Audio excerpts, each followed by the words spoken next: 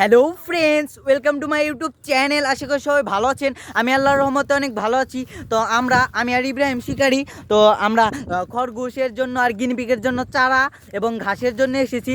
তো আমি আর ইব্রাহিম শিকারি এখন আজকে আমি আর ইব্রাহিম দেখেন মাশাআল্লাহ, ইব্রাহিম দেখ মাছ। তো আমাদের তো মিনি পুকুর, তো মিনি পুকুরের জন্য আমরা আমাদের এইখান থেকে মাছ নিব। তো মাছ নিয়ে অবশ্যই আপনাদের তো যে আমরা যে মিনি পুকুরে ছাড়বো মাছ, তো অবশ্যই তো এই ভিডিও আপনাদের অবশ্যই দেবো। তো আর এই দেখেন আজকে ওই হাঁস, দেখেন কতগুলো হাঁস। ইব্রাহিম ওই জায়গায় তো আবার ডিম পারে নাই, হাঁস ডিম পারতে পারে ওই জায়গায়, কারণ এই জায়গায় তো অনেক জঙ্গল। তো ইব্রাহিম শিকারি দেখেন ওই যে দৌড় পাচ্ছে, তো মনে হয় হাঁসে এখান ডিম পেরেছে। দেখো তো ইব্রাহিম শিকারি আছে নাকি। তো ডিম কি ইব্রাহিম শিকারি পেরেছে? তো ডিম হাঁসে পারেনি, এই জায়গায় এমনি বসেছিল। তো আজকে তো আমরা শিকারে আসিনি, তো আজকে আমরা এসেছি খরগোশ আর গিনিপিগের জন্য ঘাসের আর চারা। তো খরগোশ আর গিনিপিগের জন্য ওইটা কি দেখ ইব্রাহিম, দেখেন কালো কালার পাখি মনে হয়। তো আমি আর ইব্রাহিম শিকারি এরপরে ওই যে ওইগুলাকে কি বলে, ওই ফাঁদটা আমরা ফাঁদ যেই দিন পাতবো, তো সেই দিন আমরা আমাদের সাথে বাটালও নিয়ে আসবো। তো বাটাল দিয়েও পাখি শিকার করা যায়। তো ইব্রাহিম শিকারি খুব ভালোভাবে বাটাল দিয়ে পাখি শিকার করতে পারে। তো আমরা যখন বাটাল দিয়ে পাখি শিকার করবো, তো অবশ্যই আপনাদের দেখাবো। তো আর এই দেখেন আমরা খরগোশদের জন্য কী সব ঘাস কাটি, তো আপনাদের দেখাচ্ছি, চলেন। দেখেন এই যে এইগুলা কত সুন্দর সুন্দর ঘাস। তো এইগুলা কাটবো না, আমরা আরো সামনে থেকে কাটবো। তো আমরা ঘাসের জায়গায় যাই। তারপর ওই দেখেন ওই যে একটা ঘুঘু ওই যে উড়াল দিল, ওই দেখেন তো উড়াল দিয়ে চলে গেল। তো আমরা যেসব ঘাস কাটি অবশ্যই আপনাদের দেখাচ্ছি।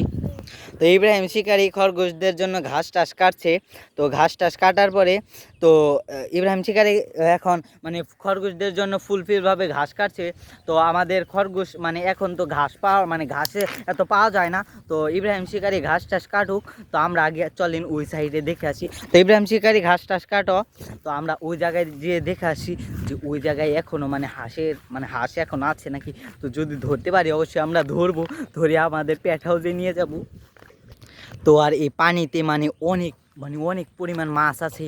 তো আমরা যখন আমরা মাছ শিকারে আসব, তখন তো আপনাদের দেখাবো। তো আমার মনে হয় কি এই পানিতে অনেক বড় বড় মাছ আছে।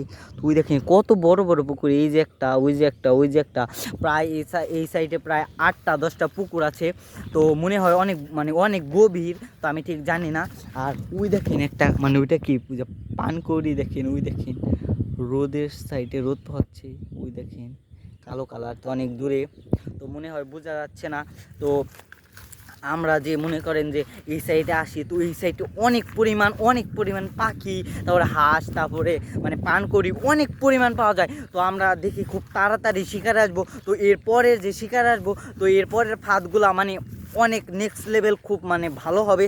তো ওই সাইড ফাঁদে যদি পাখিও পড়ে তো ছুটতে পারবে না। তো এরপরে যখন আমরা ঘুঘু শিকার আসবো, কারণ এই সাইড দিয়ে পুরাটাই শস্য বোনা হয়। তো শস্য বোনার সময় তো ওই সাইড দিয়ে ঘুঘু অভাব থাকবে না।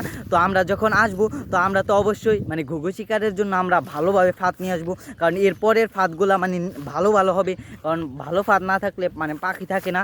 তো আমি এখন ফুলফিলভাবে ফাঁদের ব্যবস্থা করতেছি।